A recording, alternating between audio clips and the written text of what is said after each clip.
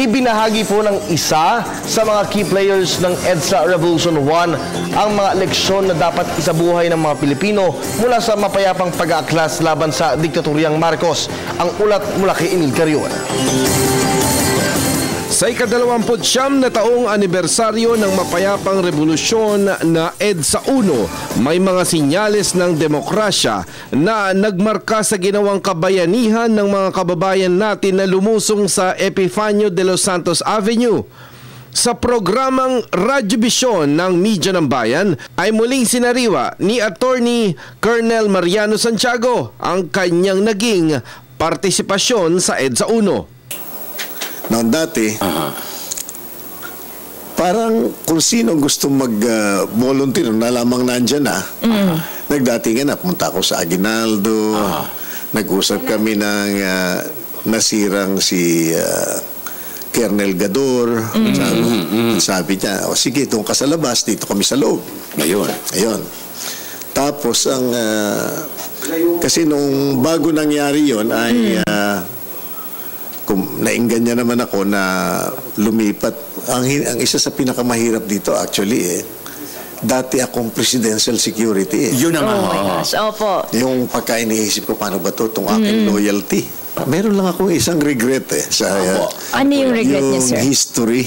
Kasi parang may ibang tao na ginagawang one-sided yung history natin, no? Ay, ko sabihin na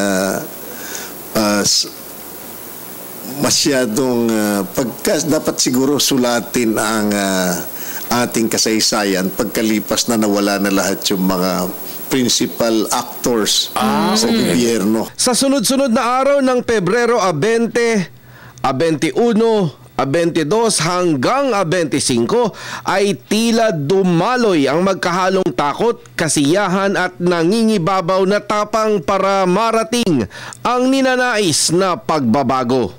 Well, actually, dapat sana hindi na uulit yan Dapat hindi na uulit kasi nandun na yung lessons learned Pero ang ibang tao, ginagamit yan para makuha yung power. Ang mga konkretong bagay na dapat ikintal sa isipan ng bagong henerasyon ay mas mahalaga sa ngayon para maipagpatuloy ang sinimulang pagbabago. Sa ating mga mamamayan, ako'y nakikiisa sa pagdiriwang ng EDSA People Power Revolution at sa ating kabataan sana ay matuto sila na ang lahat ng ang sinasabi ni Rizal ng kabataan ay pag-asa ng bayan.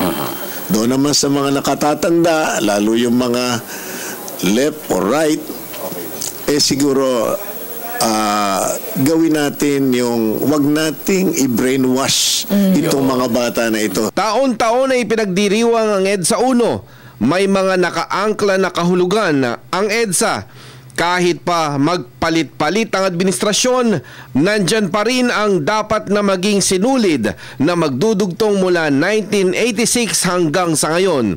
At sa selebrasyon ng EDSA, ito ang mga leksyon na gustong iwan sa kabataan at susunod pang henerasyon. Para sa Telebisyon ng Bayan, ako si Emil Carion.